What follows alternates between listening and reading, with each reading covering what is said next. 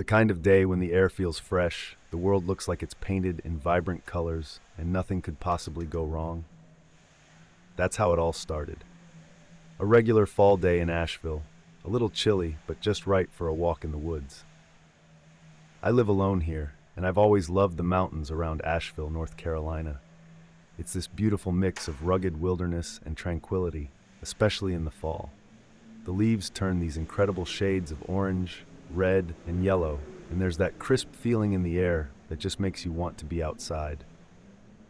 So one Saturday afternoon, I decided to take a hike. Nothing too serious, just a walk along one of the trails that start near my neighborhood. It was quiet, peaceful. I remember the crunch of fallen leaves under my boots, the way the wind rustled through the branches, sending little whirlwinds of leaves dancing across the trail. There were no other people around, which was perfect. I've always found a kind of calm in the solitude of the woods. It felt like I could clear my mind, just listen to the sounds of nature, and forget about everything else for a while. I was about halfway through my usual route when I first saw her. I was coming down a gentle slope, and up ahead, maybe 50 or 60 feet away, there was a figure, just standing there off to the side of the trail. It was a woman, and she was just staring, not moving, not walking, just staring at me. I slowed down, feeling this strange sense of unease creep over me. She looked out of place. Her clothes weren't really hiking gear. She was wearing this long, dark coat that seemed a bit too formal for a casual walk in the woods, and her hair hung loose around her face. I remember feeling a chill, and it wasn't just from the cold. She didn't wave, didn't smile, just stood there, watching me. I tried to be friendly. I nodded in her direction, gave a little wave, but she didn't respond, just kept staring. I didn't want to be rude, but there was something about her that made me feel like I needed to keep moving. So I walked on, trying to shake off the strange feeling. But even as I rounded a bend and she disappeared from sight, I couldn't help but glance back a few times. There was just something unsettling about the way she'd been standing there, so still. I tried to tell myself it was nothing. Maybe she was just lost or waiting for someone. But about 20 minutes later, as I was nearing the end of the trail, I saw her again. This time, she was farther away, standing among the trees just beyond the trail's edge. And again, she was staring straight at me. My heart skipped a beat. How had she gotten there? There was no way she could have passed me without me noticing. The trail was too narrow, and I hadn't seen any side paths she could have taken to cut ahead. She was partially hidden in the shadows, but I could see her face more clearly now, pale, expressionless, her eyes fixed on me. My skin prickled, and I felt my stomach twist. Something about her wasn't right. It wasn't just that she was there, it was the way she was looking at me, like she knew me, like she was waiting for me. I quickened my pace, not wanting to look back again, but I could feel her eyes on me. It was almost like an itch, that nagging feeling of being watched, and no matter how far I walked, I couldn't shake it. By the time I got home, the sun was starting to set, and I was feeling uneasy. The walk hadn't been relaxing like I'd hoped. I locked the door behind me and tried to laugh it off, told myself I was being paranoid. It was just a woman in the woods. Maybe she was hiking alone too, and I just made it weird in my head. I went through the motions of my evening, cooked some dinner, watched TV, tried to settle back into my usual routine. But the image of her kept popping into my mind, that blank stare, those eyes that seemed to pierce right through me. That night I went to bed early, figuring I just needed a good night's sleep to shake off the weirdness. But sometime in the middle of the night, I woke up. At first, I wasn't sure why. Maybe it was a noise or just a feeling.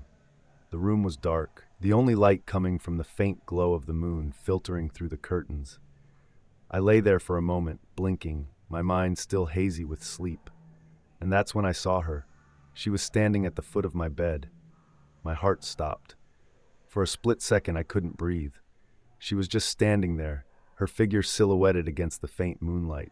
Her face was in shadow, but I knew it was her. The same woman from the woods, the same long coat, the same loose hair. She was standing so still, not making a sound, just watching me. Panic surged through me. I fumbled for the lamp on my nightstand, my hands shaking so badly I almost knocked it over. I flicked it on, the sudden light flooding the room, and she was gone. The space at the foot of the bed was empty, nothing there but the shadows cast by the furniture. I sat up, my heart pounding so hard I could hear it in my ears. I looked around, my eyes darting to every corner of the room, but there was no one there, just me, alone in my bedroom. I tried to calm myself down, telling myself it had to be a dream, a trick of my tired mind, but it had felt so real, too real.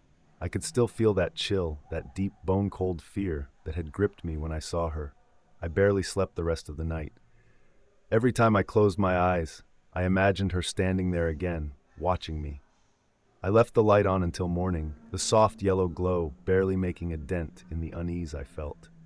The next few days were a blur. I tried to go about my normal routine, but I couldn't shake the feeling that something was wrong.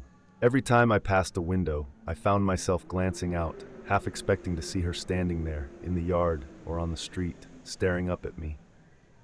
The woods, which had always felt like a place of peace, now seemed threatening, the trees hiding secrets in their shadows. I stopped going for my walks. Then a few days later, I got a call from my mom. It was early in the morning, and her voice sounded strange, tired and heavy, like she'd been crying. She told me that my Aunt Margaret had passed away the night before. I hadn't seen Aunt Margaret in years. We weren't particularly close, but I remember her from family holidays, her warm smile, her gentle nature. The news hit me harder than I expected. There's always something surreal about death, even when it's someone you haven't seen in a long time. It makes the world feel a little less solid, a little less certain. My mom told me that Aunt Margaret had been sick for a while, something she'd kept mostly to herself, not wanting to worry anyone. She'd passed peacefully in her sleep, and my mom said she was grateful for that. After we hung up, I sat there, my phone still in my hand, and I felt that chill again. That creeping, unnatural cold that I'd felt in the woods and again in my bedroom. I don't know what made me do it, but I pulled out an old photo album, one of those thick, dusty ones that had been sitting on the shelf for years. I flipped through the pages until I found what I was looking for, a picture of Aunt Margaret. It was from a family gathering, probably 10 years ago. She was standing in the backyard, her hair loose around her face, wearing a long, dark coat. My hands went cold. It was her, the woman in the woods, the woman at the foot of my bed. It was Aunt Margaret. There was no mistaking it. The same face, the same eyes. I felt a shiver run through me, and I had to set the album down, my fingers trembling. I didn't know what to think. It felt impossible. How could it have been her? She'd been hundreds of miles away, and yet I knew what I'd seen. I knew it wasn't just my imagination. It was her, somehow. Maybe she had been trying to tell me something, to say goodbye, but there was something else too, something that didn't feel right. The way she'd looked at me, so expressionless, so cold. It hadn't felt like a farewell. It had felt like a warning. I haven't seen her since that night, but sometimes late at night when the house is quiet and the wind rustles through the trees outside, I think about her. I think about the way she stood there, silently watching me, and I wonder if she's still out there somewhere, in the shadows of the woods, waiting. And I wonder if one day I'll see her again. Maybe she was trying to protect me, or maybe there was something else, something darker, that I still don't understand. All I know is that whatever it was, it has left a mark on me. I can't go back to the woods anymore, not like I used to. The thought of walking those trails, of seeing her again standing among the trees, fills me with dread. And it's not just the woods. At night, I find myself double-checking the locks, closing the curtains tight, making sure there's no space for anyone to peek in. I moved my bed too, pulled it away from the wall so it's no longer in line with the door. That way, if I ever wake up in the dark again, I won't have to see what's at the foot of my bed, won't have to feel that crushing, suffocating fear again. But even with all those precautions, it's still there, the unease. That feeling, deep down, that she's not truly gone. I remember one night, a few weeks after it all happened. It was a windy evening, and the leaves were blowing across the yard, scraping against the windows. I was sitting in the living room, trying to focus on a book, when I heard a noise outside. A dull thud, like something had fallen or knocked against the side of the house. My stomach twisted into knots immediately. I stood up, my hands trembling, and looked towards the window. There was nothing there, just darkness. and the faint shadows of branches swaying in the wind. But that wasn't all. The sense of being watched, the one I had felt in the woods and that had followed me ever since, suddenly came back full force. I couldn't see anything, but I could feel it, that cold presence just beyond the window, standing there waiting. I turned away, shutting my eyes, and tried to steady my breathing. I didn't want to look, but I had to know. Slowly, I turned my head back to the window, my heart pounding. There, just on the other side of the glass, was the faint outline of a figure. It was barely visible, like a shadow blending in with the night. My breath caught in my throat, and I stumbled backward, knocking over a lamp. The crash echoed through the house, and the figure vanished, just like that, disappeared into the darkness. I stood there, frozen, my heart racing, my body shaking with fear. I wanted to believe it was a trick of the light, or maybe my imagination running wild. But I knew what I had seen. I had seen her. And this time it felt different. More deliberate, more real, as if she was trying to get in, as if she wanted me to see her. After that night, I did something I never thought I'd do. I called a psychic. Now, I'm not usually one to believe in that kind of thing. I'm a pretty logical person, and I like to think there's an explanation for everything. But I was desperate. I needed to understand what was happening, why she was still here. So I called this woman that a friend of mine had recommended, a woman named Miriam, who lived a few towns over. When I got to her house, it was late afternoon, and I remember the way she looked at me when I walked in, like she already knew. She had kind eyes, and she listened quietly as I told her everything. The woman in the woods, waking up to find her at the foot of my bed, and finally seeing her outside my window. Miriam nodded, her face serious, and after I finished, she was quiet for a long time. Finally, she said, "I think she's trying to reach you. She's not at peace." "Why?" I asked, my voice trembling. "What does she want?" Miriam looked at me, her eyes softening. "Sometimes spirits hold on because there's something unfinished, something they need to convey. You said this woman looked like your aunt. Maybe there was something she wanted you to know, something she couldn't say while she was alive." I shook my head, feeling tears prick at the corners of my eyes. "But why like this? Why is she so frightening?" Miriam sighed. "Spirits don't always know how to communicate with the living. Sometimes their presence alone can be overwhelming. It's possible she doesn't mean to frighten you, but her need to reach out is strong." We decided to hold a small ritual, nothing too dramatic, just a quiet attempt to reach out, to offer Aunt Margaret peace. Miriam said I should bring something that belonged to her, something personal. I managed to find an old locket my mom had kept, one that Aunt Margaret used to wear. I brought it with me to Miriam's, and we sat in her living room, the air thick with incense, the room dimly lit by a single candle. Miriam held the locket in her hands and closed her eyes, her lips moving silently. I watched, my heart pounding, a cold sweat forming on my brow.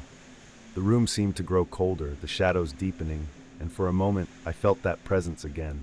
Felt Aunt Margaret, like she was standing right there, just beyond the circle of light cast by the candle. Miriam opened her eyes, her gaze meeting mine. "She's here," she said softly. "She wants you to know she's sorry." I swallowed hard, my throat tight. "Sorry? For what?" Miriam's eyes seemed to glisten with tears. "She says she was scared. She didn't want anyone to know how sick she was, and she feels like she let you down. She wanted to tell you, to say goodbye, but she didn't know how." I felt my chest tighten, a mix of sadness and fear welling up inside me.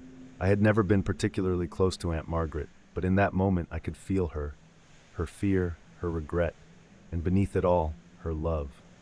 I closed my eyes, tears slipping down my cheeks, and whispered, "It's okay. You can let go now. You don't need to be afraid anymore." The air in the room seemed to shift like a weight lifting, and the coldness that had settled over me began to fade. Miriam gave me a small, comforting smile. "She's gone," she said. "She's at peace now." I wanted to believe her. I left Miriam's house that night, feeling lighter, like maybe the worst was behind me. Maybe Aunt Margaret had found her peace, and maybe I could finally find mine. It's been a few months now. Things have mostly returned to normal. I still live in the same house, and I've even started going for walks again, though I stay away from the deeper trails. The woods don't feel as threatening anymore, though sometimes, when the wind rustles through the trees and the shadows shift, I still catch myself glancing around, half expecting to see her standing there. But she's never there. The presence that haunted me seems to have finally left. I don't wake up in the middle of the night with that crushing feeling of fear. I don't see her face in the window or standing at the foot of my bed. I think maybe she really has moved on. But some nights, just as I'm drifting off to sleep, I feel a warmth, like a gentle presence, and I wonder if it's Aunt Margaret, just watching over me one last time. I tell myself that it's okay, that she's welcome now, and then I close my eyes, letting the darkness take me, hoping that wherever she is, she's finally found peace.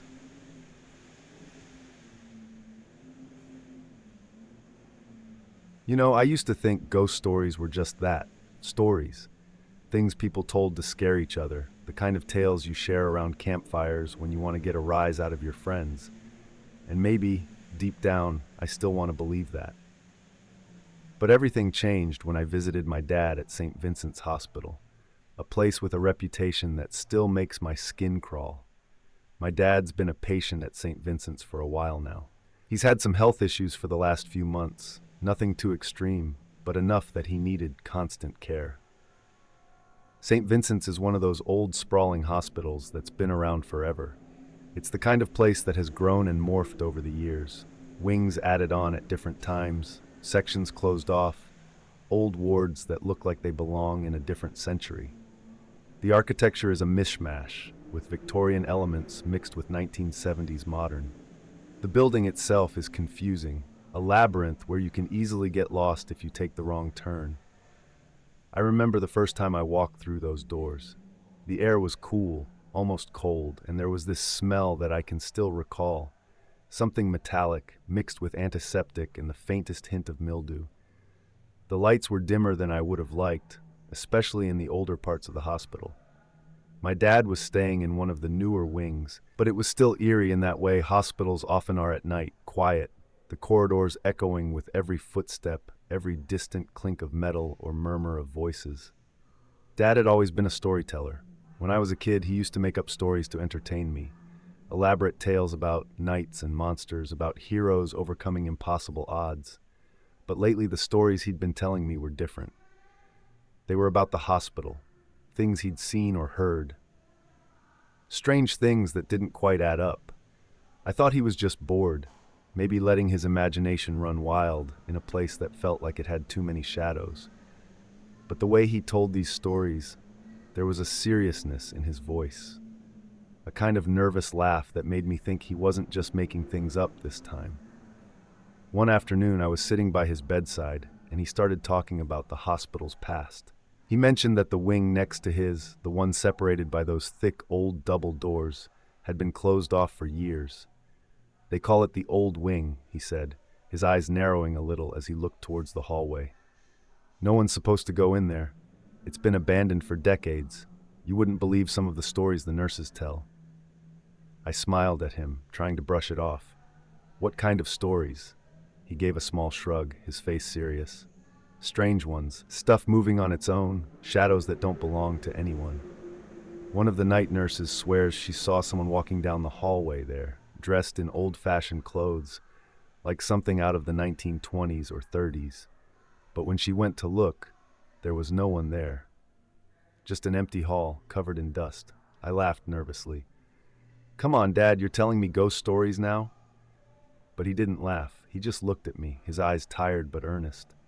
"I'm telling you, there's something about this place. Last week, me and Bob, he's the guy in the room across from me, we both saw it. A woman, standing at the end of the hallway. She was dressed in this long coat, her hair pinned up.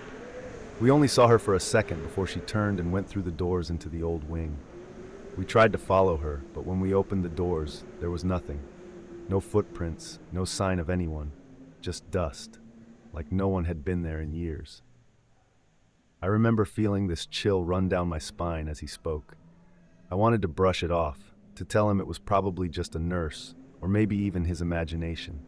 But there was something about the way he described it, the quiet certainty in his voice, that made me uneasy. That night I stayed a little later than usual. Dad had fallen asleep, and I was just sitting there, scrolling through my phone, trying to kill time. The hospital had grown quieter. the daytime bustle fading as the night shift took over. The lights in the hallway outside were dimmed, and the shadows seemed to stretch farther, the corners of the room growing darker. Around 11 p.m., I decided it was time to head out. I stood up, stretching, and glanced out into the hallway. That's when I saw it. The door to the old wing, just barely ajar, the darkness beyond it seeming to almost spill out into the hallway. I don't know why, but I felt this pull, this strange urge to go and look. Maybe it was curiosity, maybe it was something else. I glanced back at my dad, still asleep, his breathing steady. And then, almost without thinking, I stepped out into the hallway. The air was colder out there, and as I approached the door, I felt this weight settle over me, an unease that made my chest tighten. The door to the old wing creaked softly as I pushed it open, the sound echoing down the empty hallway beyond. It was dark. Only a few of the overhead lights were on, casting long shadows across the floor. I hesitated for a moment, my hand on the door, and then I stepped through. The hallway stretched out in front of me, the walls lined with old, peeling wallpaper. I could see the dust hanging in the air, drifting in the faint light. The place felt forgotten, like time had stopped the moment they'd closed it off. The floor was covered in a fine layer of dust, and my footsteps seemed too loud, each step echoing off the walls. I don't know what I was expecting to find.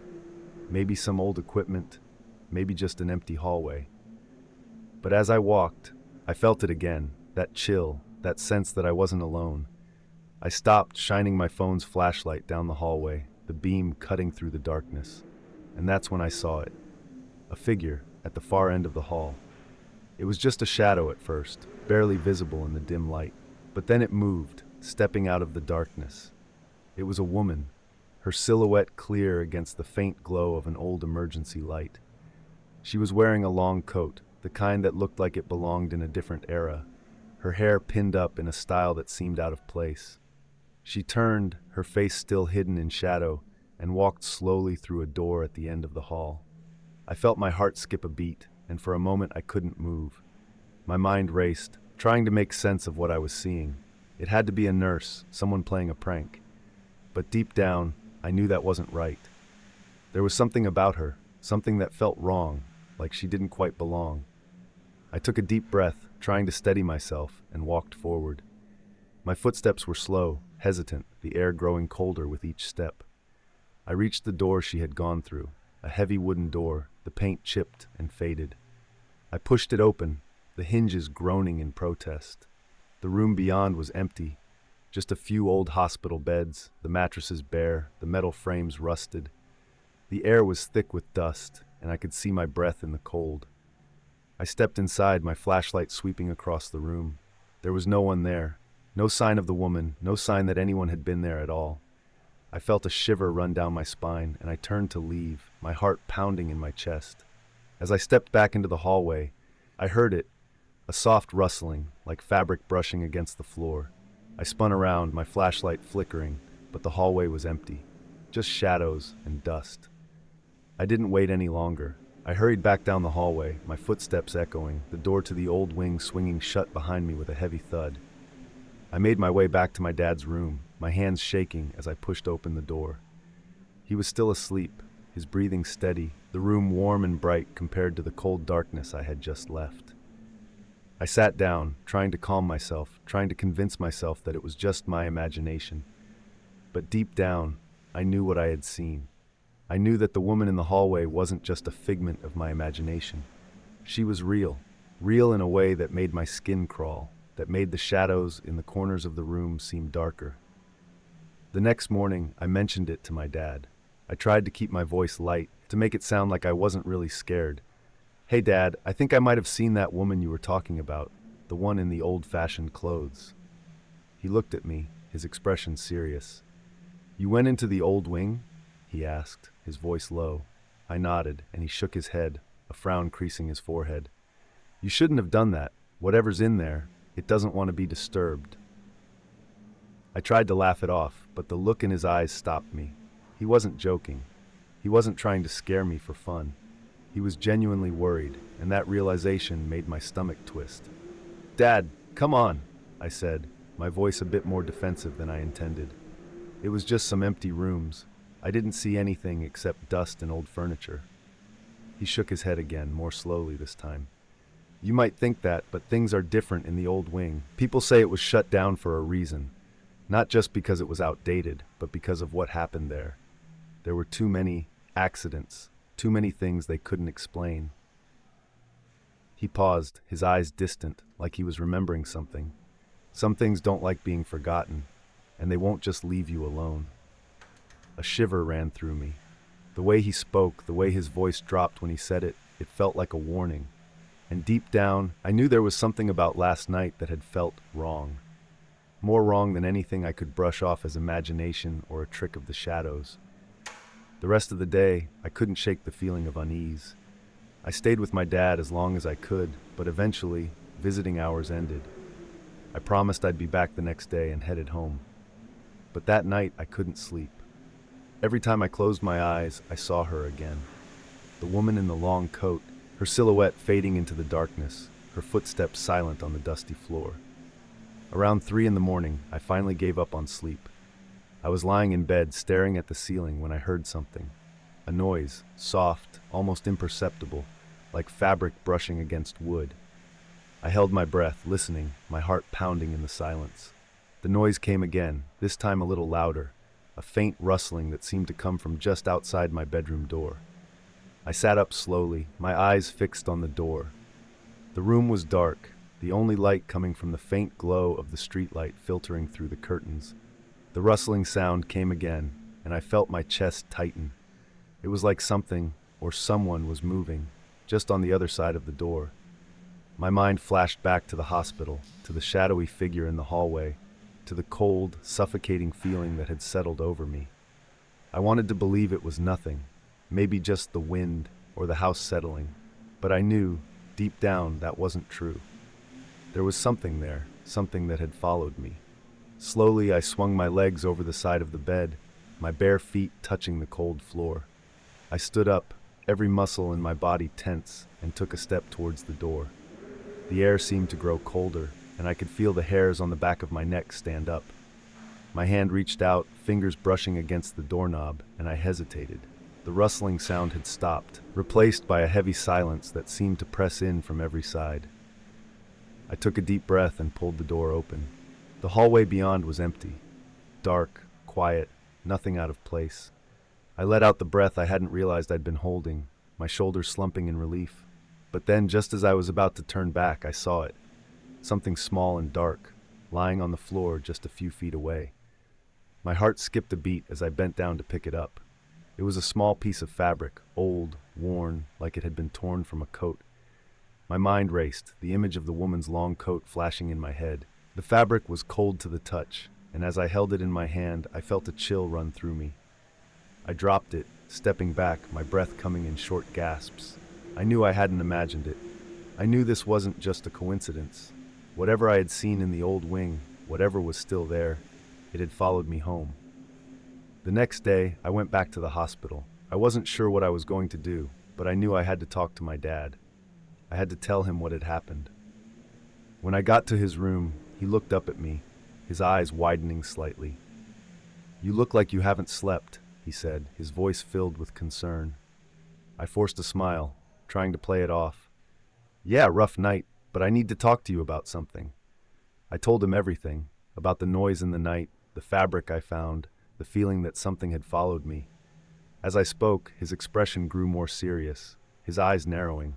When I finished, he was quiet for a long time, his gaze drifting towards the window.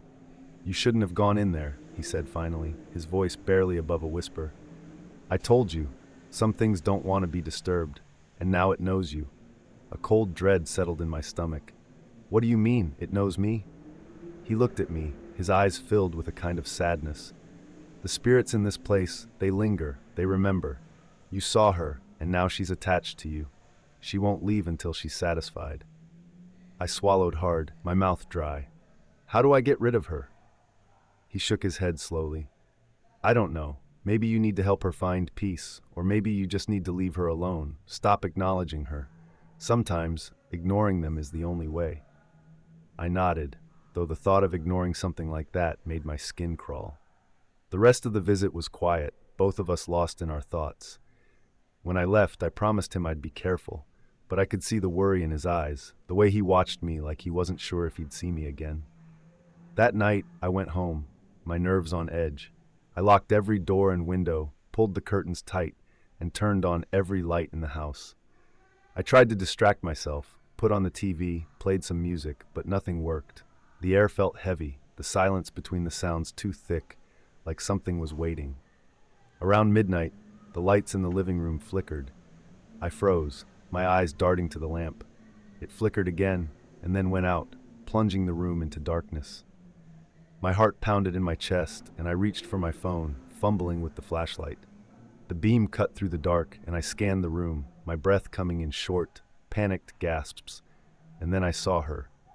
Standing in the doorway, her silhouette just barely visible, the outline of her coat dark against the faint light from the street. She was still, her head tilted slightly, as if watching me. My throat tightened, and I couldn't move, couldn't breathe. The flashlight flickered, the beam shaking as my hand trembled. She stepped forward, just one step, her movement almost hesitant. I wanted to scream, to run, but my body wouldn't respond. She took another step, her face still hidden in shadow. And then, slowly, she raised her hand, pointing at something behind me. I turned, the flashlight beam swinging across the room, and there, on the floor, was the piece of fabric I had found the night before. It was lying there, right in the middle of the room, though I knew I had left it in the hallway. The air grew colder, and I could feel her presence behind me, that heavy, suffocating feeling pressing down on me. I closed my eyes, my mind racing. "I'm sorry," I whispered, my voice cracking. "I don't know what you want, but I'm sorry." For a moment there was nothing, just the cold, the silence. And then slowly the air seemed to lighten. The weight lifted, and when I opened my eyes, she was gone. The room was empty, the shadows still and quiet. I let out a shaky breath, my whole body trembling, and I sank to the floor, the flashlight slipping from my hand. I didn't sleep that night. I sat there waiting, listening for any sound, any sign that she was still there. But the house was quiet, the air no longer heavy. By morning I felt like I had aged 10 years, the exhaustion settling deep in my bones.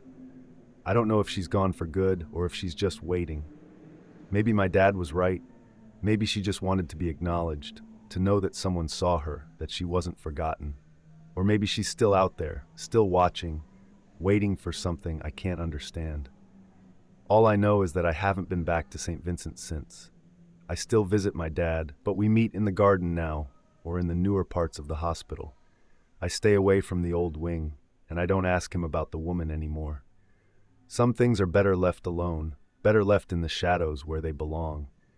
But sometimes late at night, when the house is quiet and the wind rustles against the windows, I feel it, that cold, heavy presence. And I wonder if she's still with me, if she's still searching for whatever it is she lost. And I wonder if, one day, she'll find it.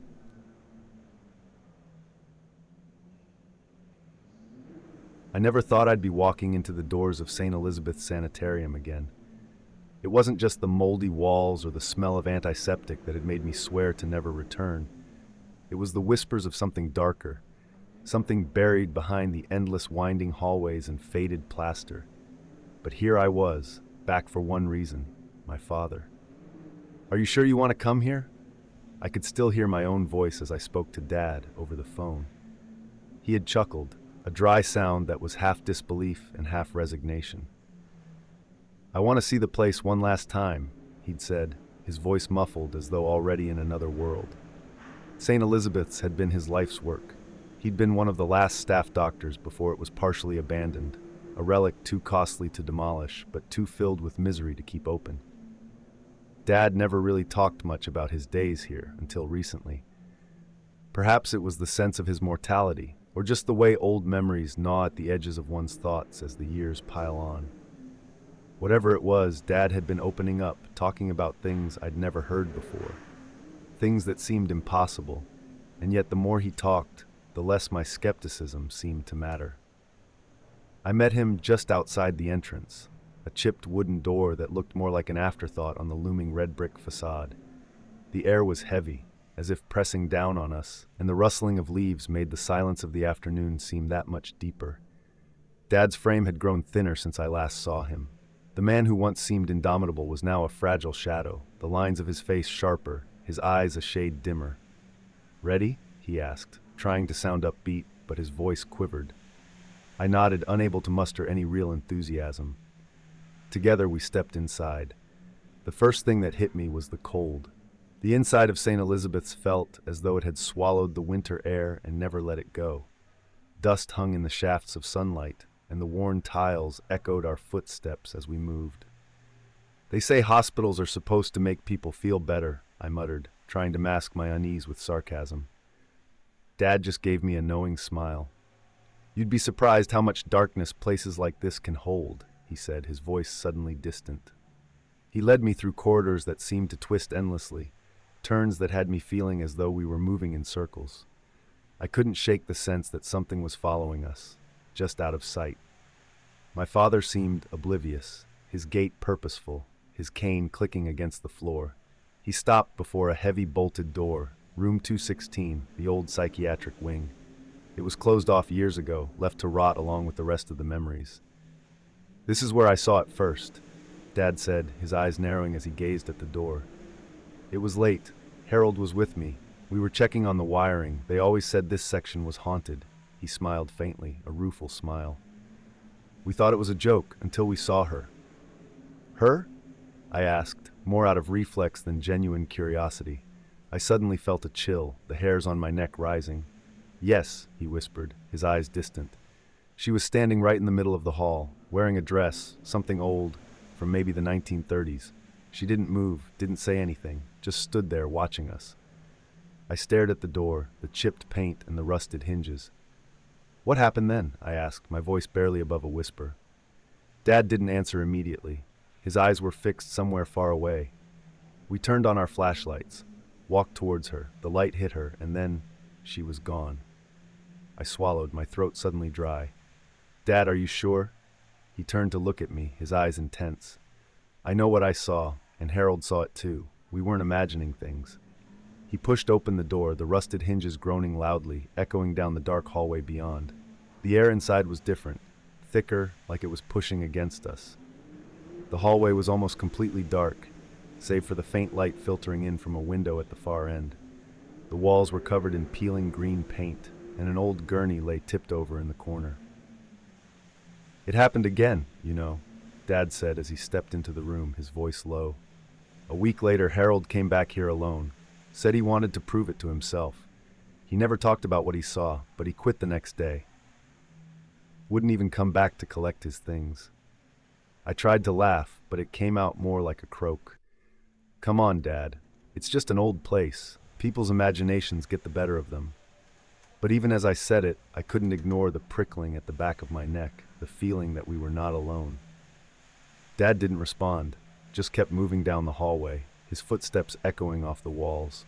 I followed, every step feeling heavier than the last. Then I saw it. At the far end of the hallway, just beyond the edge of the light, there was a shadow, a figure tall, unmoving. "Dad," I whispered, my voice trembling. He stopped, turned to look at me, then followed my gaze. For a moment, everything seemed to stop. The figure didn't move, didn't make a sound, just stood there, watching us. My heart was pounding in my ears, my breath coming in short gasps. "Do you see it?" I asked, my voice barely audible. Dad nodded, his face pale. "It's her."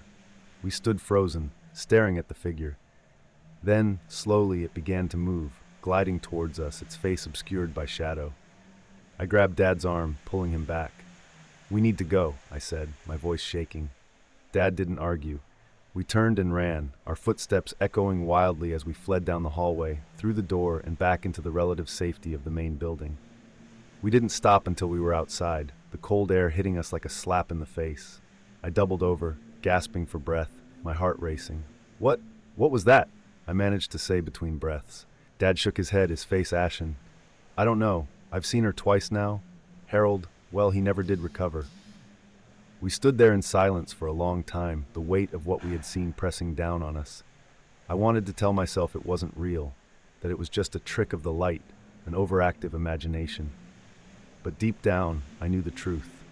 St. Elizabeth's was not just an old hospital. It was something else, something darker, something that held on to the souls of those who had suffered within its walls. And we had seen one of them, a ghost, or an echo of a life that had ended in that terrible place. We didn't speak much after that. Dad seemed lost in his thoughts, his eyes distant. I drove him back home, the silence between us heavy, filled with unspoken words. As I left, he turned to me, his hand resting on my arm.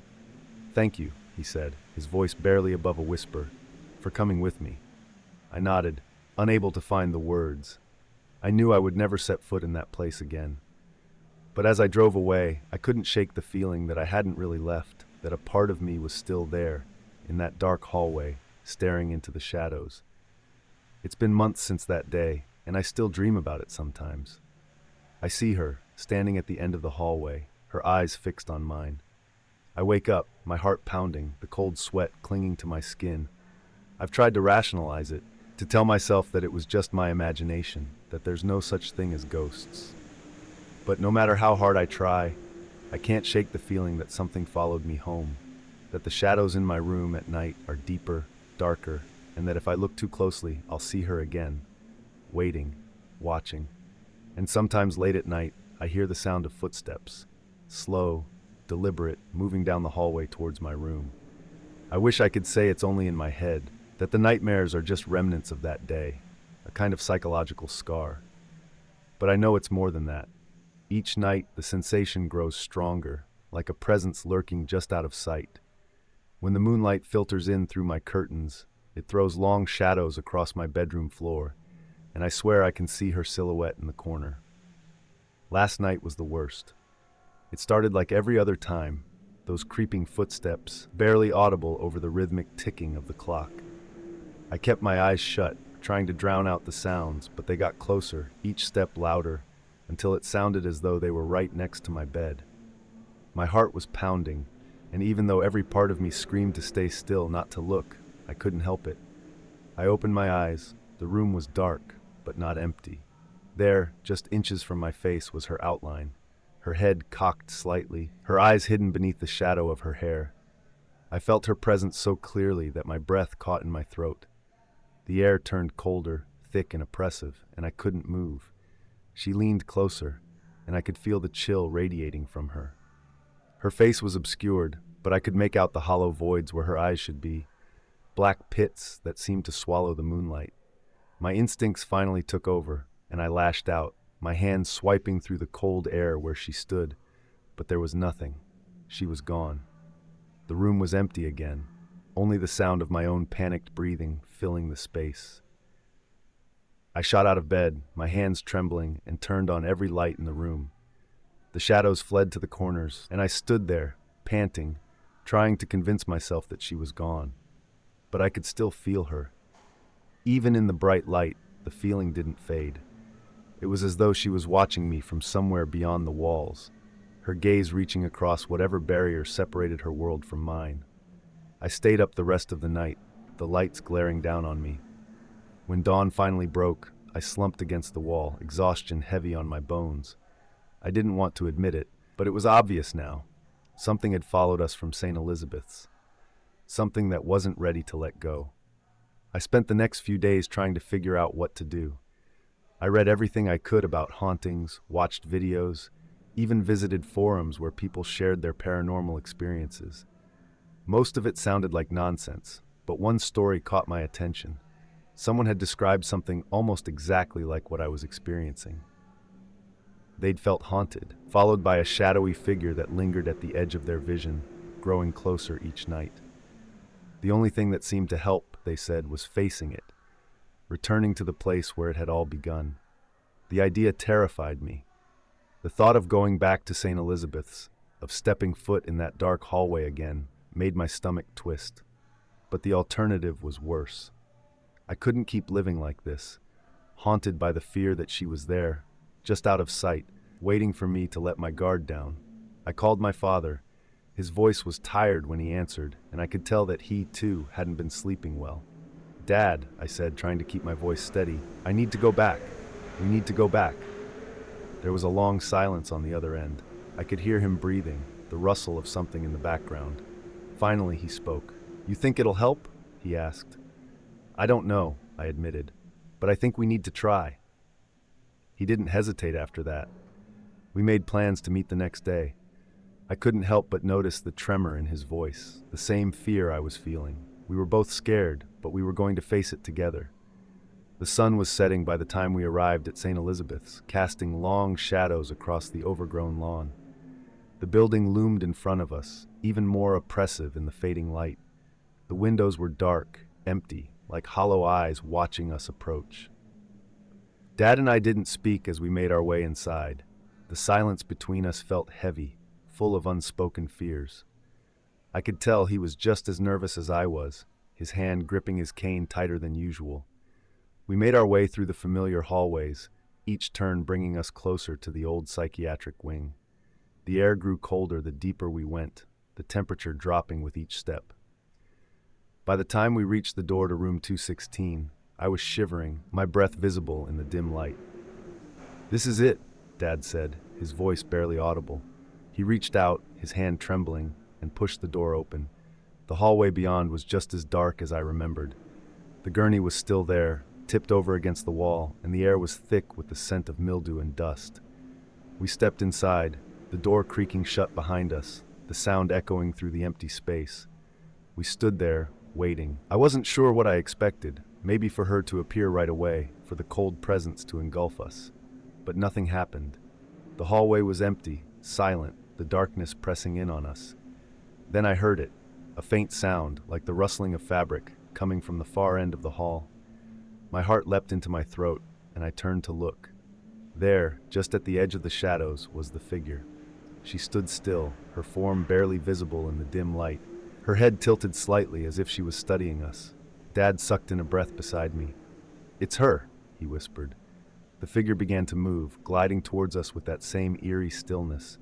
My heart was pounding, fear gripping me, but I forced myself to stay where I was. I had to face her. I couldn't run, not this time.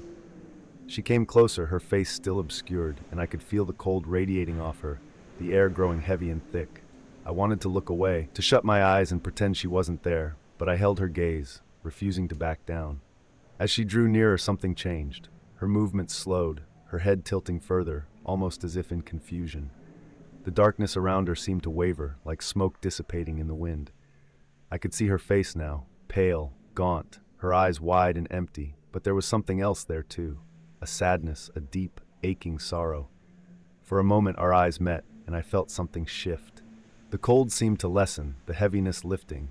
She stopped, her form flickering, and then, just as suddenly as she had appeared, she was gone. The hallway was empty, the air still. Dad let out a shuddering breath, his shoulders sagging. Is it over?" he asked, his voice cracking.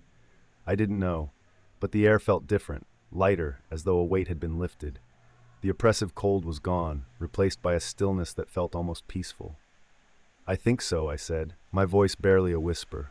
We stood there for a long time, neither of us moving, afraid that if we did, the moment would break and she would return. But she didn't. The hallway remained empty, the shadows just shadows.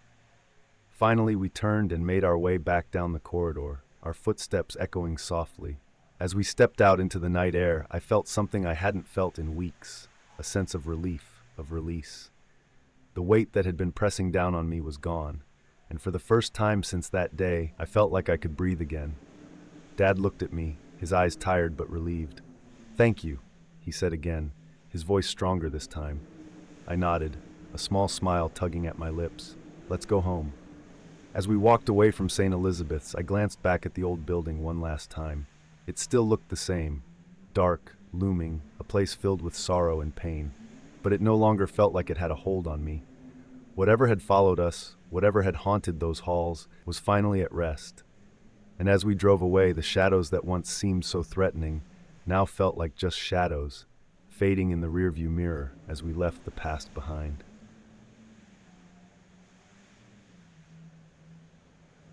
When people think about being a night guard, they usually imagine something out of a boring movie. Just sitting around, drinking coffee, checking the same screens over and over, maybe chasing off the occasional trespasser. And honestly, for the most part, they're right. That's what I do, night after night. I'm not even complaining. There's something about the quiet of the night that I kind of like. I work at one of the biggest hospitals in the city. It's one of those sprawling places with a dozen different wings that seem like they've been added one at a time, each with its own different feel. Sometimes I joke it's more of a maze than a hospital. It's never totally empty, but when the night falls, it feels like a different world compared to the bustle of the daytime. But one night, about 6 months ago, something happened that I still can't shake. And even now, telling the story gives me chills. It was a Tuesday night. I remember that clearly. It had been a quiet shift, one of those slow, almost peaceful nights. I was stationed in the security room, this tiny space tucked away in a corner of the building. It's not much, just a desk, some old swivel chairs, and a wall of screens showing the feeds from the security cameras. I had a cup of coffee, lukewarm by that point, and a sandwich I'd brought from home. The monitors flickered, showing empty hallways, the glow of the vending machines, a couple of nurses walking quickly through the ER. I was half watching the screens, my attention drifting, when the phone rang. It wasn't uncommon for me to get a call. Sometimes it was a nurse needing help with something, or a patient who'd gotten lost. But this call was different. I could tell the second I picked up the receiver. "Security," I said, my voice sounding a bit more tired than I'd intended. There was silence on the other end for a moment. Just static, a kind of crackling noise. And then a woman's voice. "Hello," she said, her voice soft, almost hesitant. Can you help me?" "Sure," I said, sitting up a bit straighter. "What's the problem, ma'am?" I'm stuck," she said, her voice shaky, like she was trying not to cry. "I'm in the waiting area and I can't get out. Can you come help me?" The waiting area? That was strange. It was well past midnight, and the waiting rooms were almost always empty by that time. But sometimes people wandered in and got confused, especially if they were visiting a loved one. "Which waiting area are you in, ma'am?" I asked, trying to keep my voice calm. More static crackled on the line, and her voice seemed to fade for a moment. I think, near the south wing. Please, it's so cold." Something about the way she said it made the hair on the back of my neck stand up. I nodded, even though she couldn't see me. "All right, ma'am. I'm on my way." I hung up, grabbed my flashlight, and headed out of the security office. The south wing was one of the older parts of the hospital, quieter than the others, especially at night. As I made my way down the hallways, my footsteps echoing against the tiles, I noticed how still everything felt. The air was cold, colder than usual, and I could hear the faint hum of the fluorescent lights above. I reached the waiting area, pushing open the door and stepping inside. The room was dim, lit only by a couple of overhead lights that flickered now and then. The chairs were empty, the magazines scattered on the table like they'd been there for years. I shone my flashlight around the room, my breath misting in the cold air. "Hello," I called out, my voice echoing slightly. No answer. I walked around, checking behind the chairs, the corners of the room. Nothing. It was empty, just like it had been on the monitors. I frowned, my stomach twisting with unease. Maybe she'd found her way out. Maybe she'd just panicked and left before I got here. I made my way back to the security office, my footsteps sounding unusually loud in the stillness of the hallway. When I got back, I checked the camera feed for the south wing. The waiting area was empty, just as I'd seen it. I sat back in my chair, shaking my head. Strange, but not impossible. Maybe she'd been confused, or maybe it had been a prank. But something about her voice, the way it cracked with fear, it just didn't feel like a joke. About an hour later, the phone rang again. I jumped a little, my nerves still on edge. I picked it up, and immediately the static crackled through the line, louder this time. And then, her voice. "Why didn't you help me?" I swallowed, my mouth suddenly dry. "Ma'am, I went to the waiting area, but I couldn't find you. Are you still there?" She didn't answer right away. I could hear her breathing, slow and shaky. "I'm still here," she said finally, her voice lower now, almost a whisper. "It's so cold. Please, my son, I need to see my son." A chill ran down my spine, and I shivered, though the room was warm.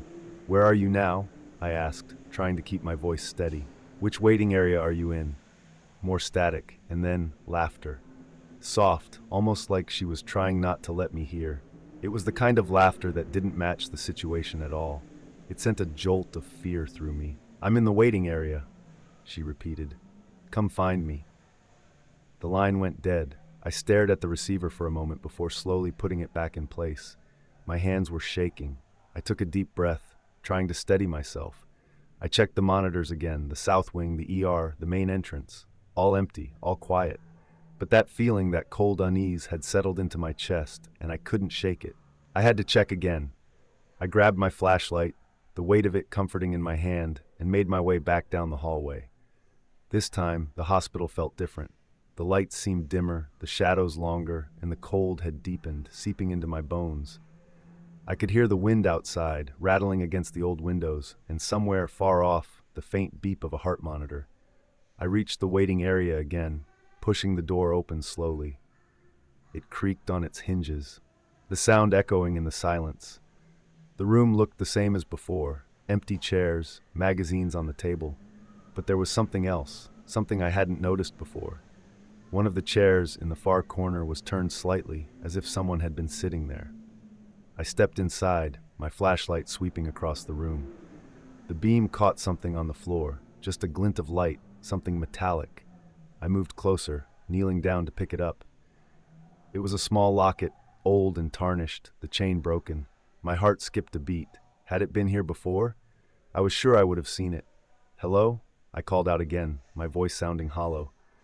"Is anyone here?" Nothing. Just the soft hum of the lights and the cold air pressing in around me. I stood up, slipping the locket into my pocket, and turned to leave. But as I reached the door, I heard it again, a faint whisper coming from somewhere behind me. "Please, help me." I spun around, my flashlight flickering. The room was empty, but I could feel it. That presence, that cold, suffocating sense that someone was there, just beyond the edge of the light. I backed out of the room, my heart pounding, and pulled the door shut behind me. I didn't want to be there anymore. I wanted to be back in the security office, where I could see everything on the monitors, where it was warm, where I was alone. When I got back, I locked the door behind me, my hands still shaking. I sat down, staring at the phone, half expecting it to ring again. Minutes passed, and slowly I started to relax, the warmth of the room seeping back into me. I pulled the locket out of my pocket, turning it over in my hand. It felt heavy, colder than it should have been. There was a small clasp on the side, and I opened it carefully. Inside was a faded photograph. A young boy, maybe 6 or 7 years old, smiling at the camera. My heart sank. Her son. I stared at the picture, a sense of sadness washing over me. Who was she? And why was she here? I needed answers. I turned to the computer, pulling up the call logs. If I could trace the number, maybe I could figure out what was going on. I scrolled through the list, my eyes scanning each entry. But there was nothing. No record of any calls from the waiting area, no record of any calls at all. It was like she'd never called. A chill ran through me, and I felt my stomach drop. I checked again, my fingers trembling as they moved over the keys, my eyes scanning every line. But there was nothing. The calls weren't in the system. I tried the internal line history, the one that logged every call coming in or out of the security office. But still, there was no trace. It was as if those calls had never existed. My heart started pounding harder, and I felt a rush of cold dread wash over me. I leaned back in the chair, my gaze shifting to the monitors on the wall. They showed the same scenes, empty hallways, empty rooms, that haunting stillness that suddenly felt more oppressive than ever. I could feel the weight of something pressing down on me, something that didn't want me to understand, something that wanted me afraid. I reached into my pocket and pulled out the locket again. The boy's face stared back at me, his smile faded but bright, untouched by whatever dark force had gripped this place. I wondered who he was, what had happened to him, and why his mother was still here, still calling out in the middle of the night, still lost. I tried to calm myself, taking deep breaths. Maybe I was missing something. Maybe it was a glitch in the system. I wanted to believe that, to find some explanation that would make all of this logical and simple. But deep down, I knew. I knew that what was happening wasn't something that could be explained away. Suddenly, the phone rang again. The sharp sound cut through the quiet, making me jump. I stared at it for a moment, my pulse pounding in my ears. I didn't want to answer it. I didn't want to hear that voice again, that strange, cold voice that seemed to come from somewhere beyond the veil of reality. But I knew I had to.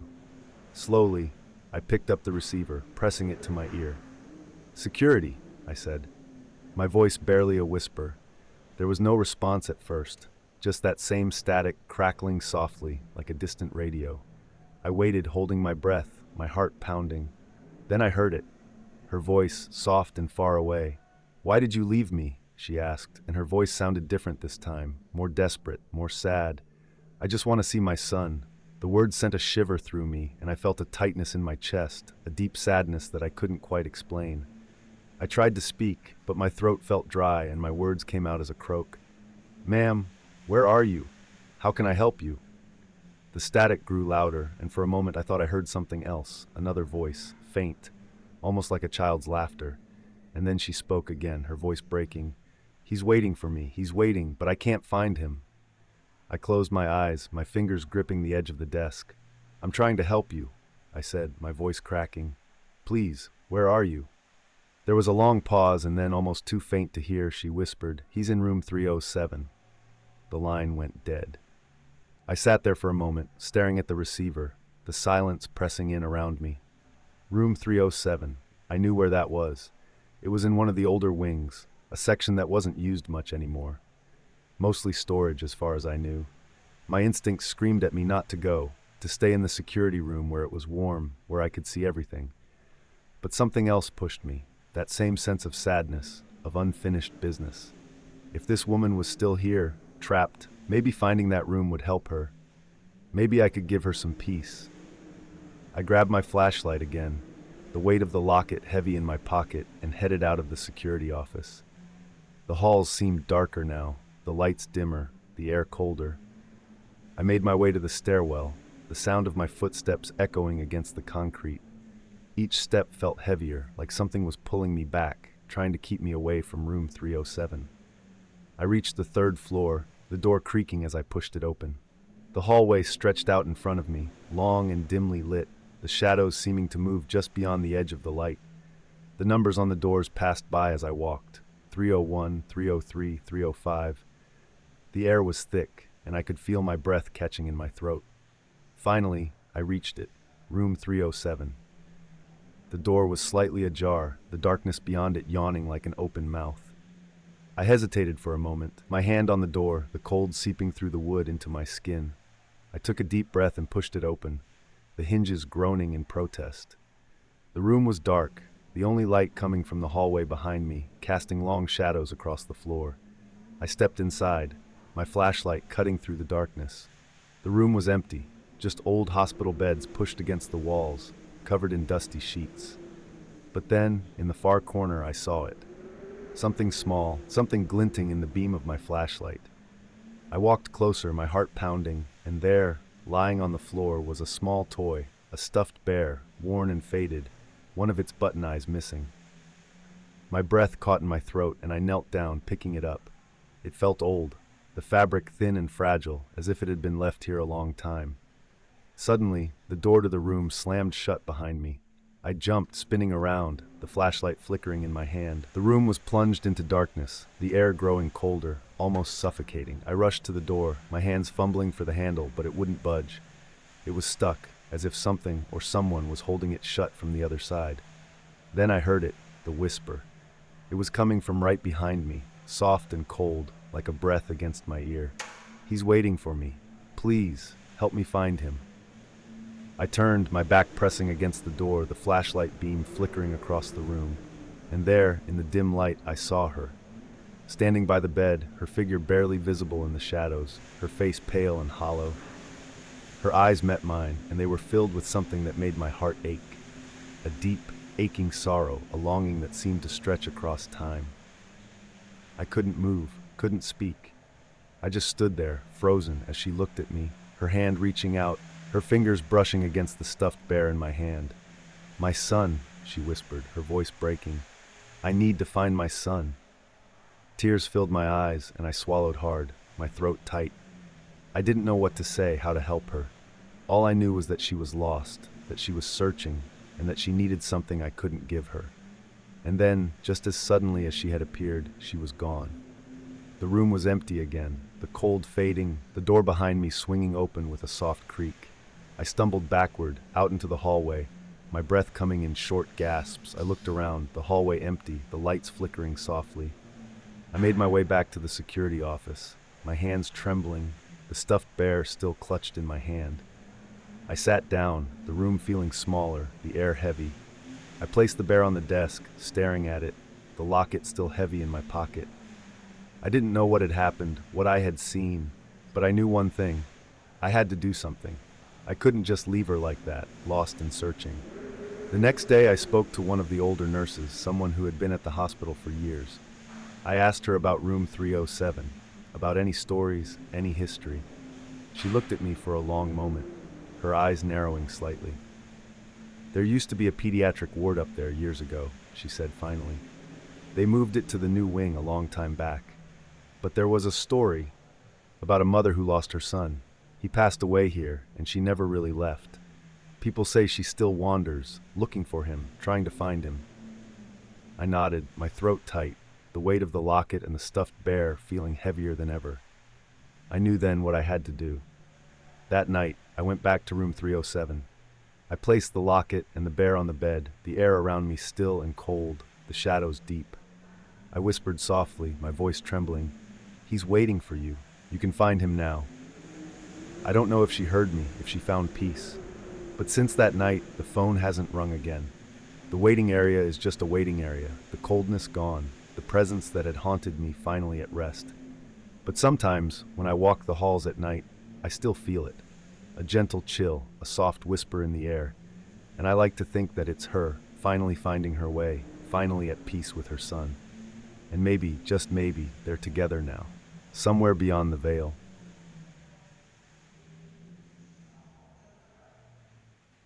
I like the escape, the fresh air, the feeling of being cut off from everything, disconnected. But this one trip, this one time out in the deep woods, it wasn't like any other trip I've had. Even thinking about it now, I get this tightening in my chest. I'm not sure if it was the wilderness itself or just the people I was with, but it's something I'll never forget. It started out pretty normal, actually. I'd been wanting to do some deeper wilderness trekking for a while, something a little more challenging than what I was used to. You know, away from the touristy trails and the designated campgrounds. A friend of mine suggested I hire a guide, someone who knew the area better, especially for a place as remote as I was planning to go. That's how I found Mark. He was recommended by a small outfitter shop just on the outskirts of the town near the forest. They said he knew the deep woods like the back of his hand. He seemed experienced when I met him.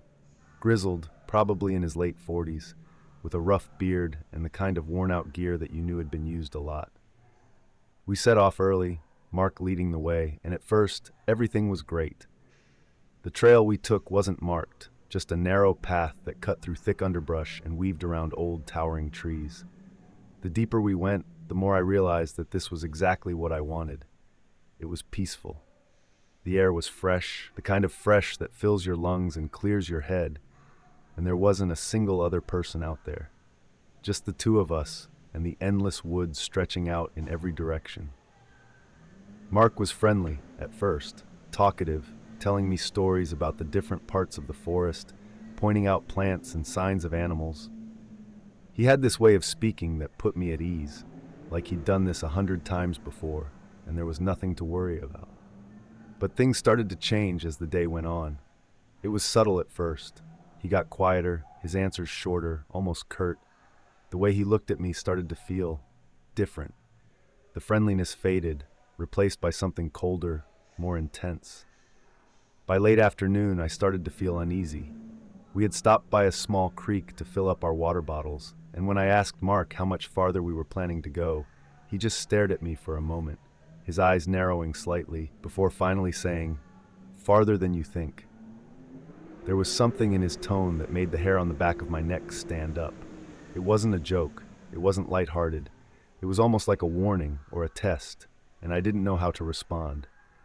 I just nodded and followed his lead, telling myself I was being paranoid. As we kept moving, the woods seemed to grow denser, the underbrush thicker, and the light started to fade faster than I expected. The sun dipped low behind the trees, casting long, jagged shadows across the ground, and the air took on a chill that made me pull my jacket tighter around myself. Mark walked ahead of me, his pace steady, almost too fast, like he was trying to lose me. I called out to him, asking if we were going to set up camp soon, and he stopped abruptly. He turned around, his eyes locking onto mine, and for a moment I felt my stomach drop. His expression had changed. His eyes looked almost wild, and there was something unsettling in the way he stared at me, like he was sizing me up. "We're staying here," he said, his voice flat. No discussion, no explanation, just a command. He dropped his pack on the ground and began unpacking without waiting for me to respond. I swallowed, trying to ignore the knot of anxiety forming in my gut, and started setting up my own tent a little ways from his. By the time we got everything set up, it was dark. The kind of darkness that presses in on you, where the trees seem to vanish into shadows and the sky is just a black void above. We built a small fire, the flickering flames the only light, casting dancing shapes across the clearing. Mark sat on the other side of the fire, staring into it, his face expressionless, the orange glow making his features look sharper, almost gaunt. I tried to make small talk, asking about his other trips, about what we might see the next day, but he didn't respond. He just kept staring at the fire, barely blinking, like he was lost in thought. After a while, I gave up and decided to get some rest. I told him I was going to turn in, and he finally looked at me, his eyes catching the light in a strange way. "You should stay close," he said, his voice low. "It's safer if you stay close to me." The way he said it, it wasn't comforting. It felt like a threat. I forced a smile, nodded, and ducked into my tent, zipping it shut and sitting there in the darkness, my heart pounding. I could hear him outside, the rustle of his clothes, the sound of him shifting around, and it made my skin crawl. Something had changed in Mark, something that made every instinct in my body scream at me to get out of there. Hours passed, and I couldn't sleep. I just lay there, listening to the crackling of the dying fire and the occasional rustle from Mark's side of the camp. At some point, I heard him get up. The soft crunch of his boots on the ground made my breath catch, and I listened as he walked around the clearing, his footsteps slow, deliberate. He stopped right outside my tent, and for what felt like forever, there was silence. I could hear my own heartbeat, the blood rushing in my ears. Then, in a low whisper, barely audible over the rustle of the leaves, he said, "You're not going anywhere." My blood ran cold. I didn't move, didn't make a sound, just lay there, frozen, hoping he'd go away. After a long moment, I heard him walk back to his tent, the zipper opening and closing, and I let out a shaky breath. That's when I knew I had to leave. I waited, counting the seconds, listening until I was sure he was asleep. The fire had died down, and the clearing was bathed in darkness, the only light coming from the faint glow of the embers. I slowly unzipped my tent, inch by inch, trying not to make a sound. The cold air hit me, and I shivered, my breath fogging in the dim light. Mark's tent was just a few feet away, a dark shape against the shadows. I could barely make it out, but I could hear his breathing, slow, steady.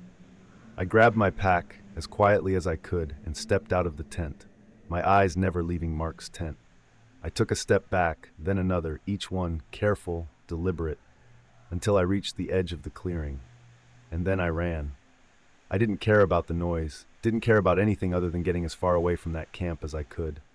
The forest was pitch black, the branches slapping against my face, the ground uneven beneath my feet. I stumbled, my heart pounding, every breath coming in ragged gasps. I kept moving, kept pushing forward, trying not to think about what would happen if Mark woke up and found me gone. After what felt like hours, I saw it, a flicker of light through the trees. I slowed down, my legs aching, and crept closer. It was another camp, a group of tents clustered together, a fire burning in the middle. I could hear voices, laughter, the sound of people talking. Relief washed over me, and I almost cried. I stepped into the clearing, the warmth of the fire hitting me, and I saw them, a group of campers sitting around the fire, their faces lit by the flames. I wanted to call out, to tell them what had happened, but something stopped me. Something was wrong. The fire was burning bright, the flames crackling, but the campers, they were silent, completely silent. They sat there, staring at the fire, their faces blank, their eyes unfocused. The laughter I had heard, it was gone. The voices, gone. It was like they had been replaced by mannequins, just sitting there, unmoving. My skin prickled, and I took a step back, my eyes darting from one face to another. None of them moved. None of them even blinked. It was like they didn't even see me. The only sound was the crackling of the fire, the wind rustling through the trees. I turned and ran again, the fear clawing at my chest, my mind racing. Something was wrong. Something was very wrong. I didn't know what was happening. Didn't know if it was Mark, if it was the forest, or if it was something else entirely. But I knew I had to get out. I ran until I couldn't anymore, until my legs gave out and I collapsed against a tree, my breath coming in ragged gasps. I could feel the tears on my face, the cold air biting at my skin, and the deep sense of dread that had settled into my bones wouldn't let go. I sat there, my back pressed against the rough bark of the tree, trying to catch my breath, trying to think. The forest around me was dark, impossibly dark, and the silence was so complete that it was almost suffocating. I didn't know where I was. I didn't even know if I was still heading towards the trailhead or if I had gotten completely turned around in my panic. All I knew was that I had to keep moving, that I couldn't stay still.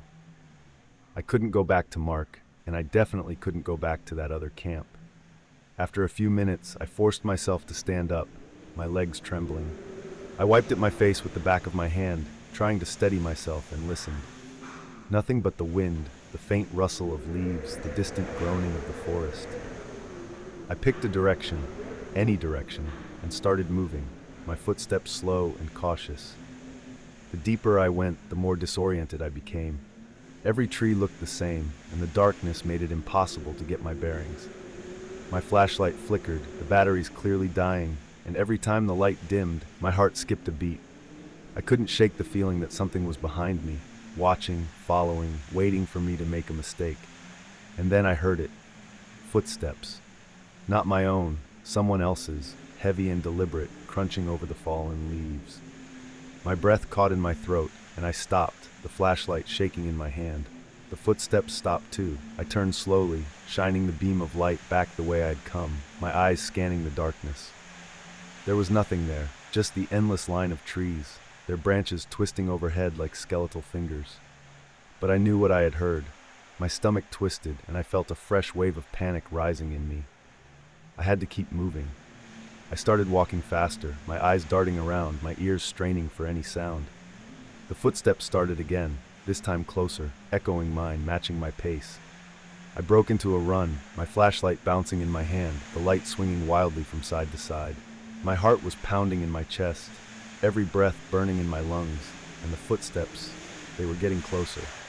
The forest seemed to close in on me, the branches grabbing at my clothes, the ground uneven beneath my feet. I stumbled, nearly falling, and caught myself against a tree, the rough bark scratching my palms. I turned the flashlight back, my breath coming in ragged gasps, and that's when I saw it. A figure standing between the trees, half hidden in shadow. Tall, broad-shouldered, with that same wild look in his eyes. Mark. His face was partially illuminated by the flashlight, his expression twisted into something almost unrecognizable. His eyes were locked onto me, unblinking, and the smile on his lips, it wasn't friendly. "Where are you going?" he called out, his voice low, almost taunting. "You're supposed to stay close, remember?" I didn't answer. I couldn't. I just turned and ran, the flashlight swinging, the beam of light cutting through the darkness. My legs felt like they were going to give out, every step sending a jolt of pain through my body. But I didn't stop. I couldn't stop. The footsteps were behind me, growing louder, closer, Mark's voice echoing through the trees. "You can't leave," he shouted, his voice breaking, almost frantic. "You need to stay with me." I kept running, the tears streaming down my face, my vision blurring. I didn't know where I was going, just away, as far away as I could get. I could barely see, the flashlight flickering, the forest a blur around me. The footsteps were right behind me now, so close that I could almost feel his breath on my neck. And then, suddenly, I burst into a clearing. The trees gave way, and I stumbled forward, falling to my knees in the open space. My flashlight slipped from my hand, rolling away, the beam flickering one last time before going out completely. I looked up, my heart pounding, my vision adjusting to the faint starlight, and that's when I saw them. The campers. The same group I had seen before, sitting around a fire that wasn't there, their faces pale and expressionless. They were standing now, all of them, their eyes fixed on me, their bodies unnaturally still.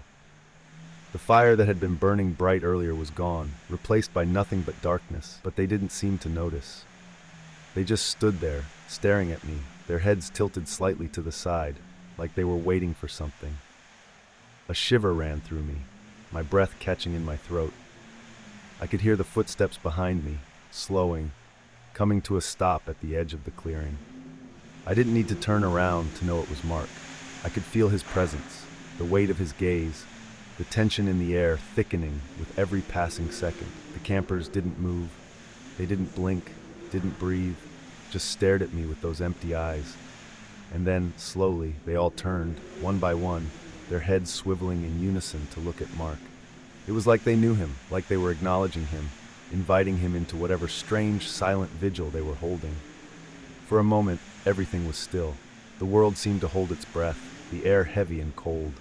Then Mark stepped forward, his footsteps soft against the ground, his eyes still locked on mine. "You can't leave," he said again, but this time his voice was different, soft, almost pleading. There was a look in his eyes that I hadn't seen before, something almost desperate. He took another step towards me, his hand reaching out, and I felt my entire body tense, every instinct screaming at me to move, to run. But before I could react, the campers moved. It was like a switch had flipped, all of them turning at once, stepping between me and Mark, their bodies blocking him from view. They moved so smoothly, so silently, that it made my skin crawl. Mark stopped, his face twisting in confusion, and for the first time I saw fear in his eyes. "Get out of here!" he shouted, his voice cracking, his eyes darting from one camper to the next. "Get away from me!" But they didn't move. They just stood there, surrounding him, their faces blank, their eyes empty. Mark took a step back, then another, his breathing growing rapid, his eyes wide with panic. And then, without a sound, they closed in. I didn't wait to see what happened. I scrambled to my feet, grabbed the flashlight, and ran. I ran until I couldn't hear Mark's voice anymore, until the clearing and the campers and whatever was happening there was far behind me. I ran until my legs gave out, until the ground beneath me blurred into darkness, and I collapsed, gasping for air. Somehow, I found the trail again. I don't know how, and I don't remember much of the rest of that night. I just remember stumbling out of the woods, the sky growing lighter, the sun beginning to rise, and the sight of my car parked where I had left it, like a beacon of safety.